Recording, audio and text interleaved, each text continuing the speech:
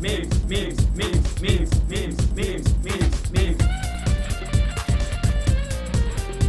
Memes. Is the Earth flat? Whoa, whoa, whoa,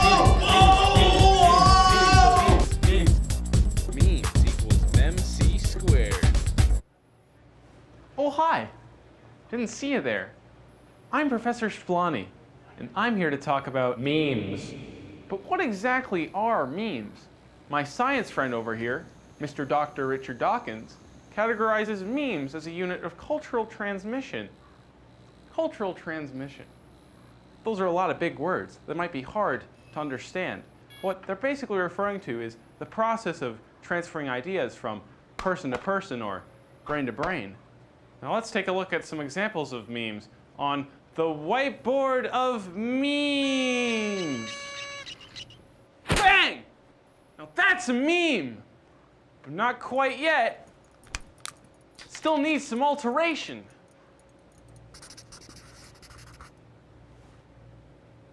A meme, such as this, will be passed around the internet and repeatedly modified, like so. See? It's different now. Now that we all have a basic understanding of what a meme is, I'd like to draw attention to our subject, Nathan Dean. That is the Spanish news. Let's see if we can find this. Nope. I never want to watch that again. Nope. See, anemone. Okay, we got it. We're good.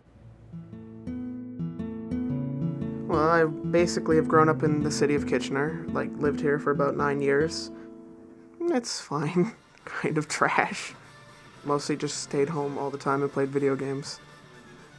Video games was just because we bought a PS2 when I was like 5. And then it just kind of started from there. Programming was in high school, grade 10. There was a course on it. It's weird because it's like, it's good school, but eh. Think Conestoga. Make Conestoga your #1 choice. Apply now.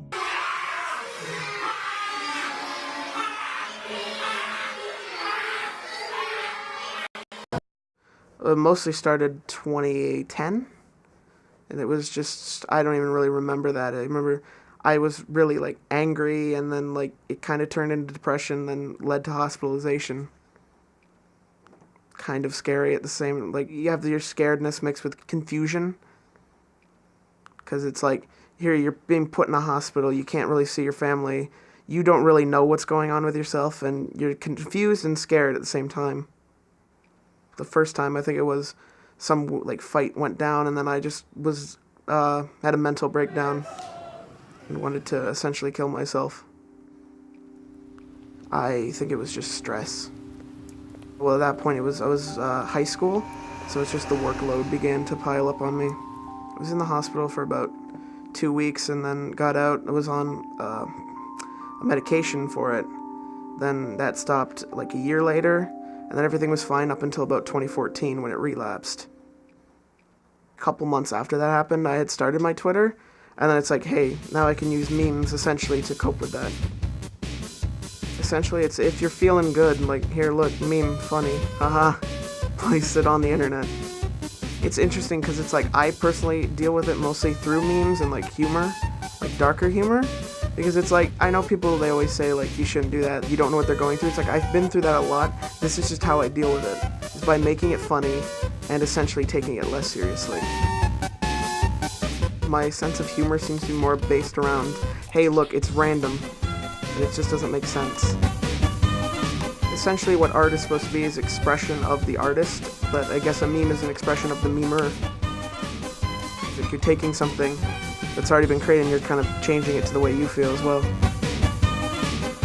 It's mostly if you find an image that like it's kind of funny and you've got an idea of what kind of text you could put with it, and then you just add the text in like image flip. Well, mostly it's what I did once is it's like you have it and then it's just a guy running essentially in front of a bus was the image, and it's like it's like depression mixed with like social awkwardness, where it's like I had it where it's like you like me, it's like the cashier says thanks for coming, and I'm like me, it's like you too, right? And then it's like you feel like really awkward, and then you just want to run in front of the bus. Yeah, essentially, it's the way of using memes and humor is kind of a way of dealing with your own problems. Because again, it makes you take it less seriously, which then kind of relieves you of it. Sometimes you just want to get it right out and you're frustrated. You just want to let everyone know how you're feeling immediately. You're not trying to be insensitive, you're saying, this is how I deal with this. Like, people know the world is essentially shit, so turn that into, you know, countering culture, essentially. You know, the wars, the impending nuclear war that's essentially happening between North Korea and America. You feel you have no power with that. You can only really make the meme.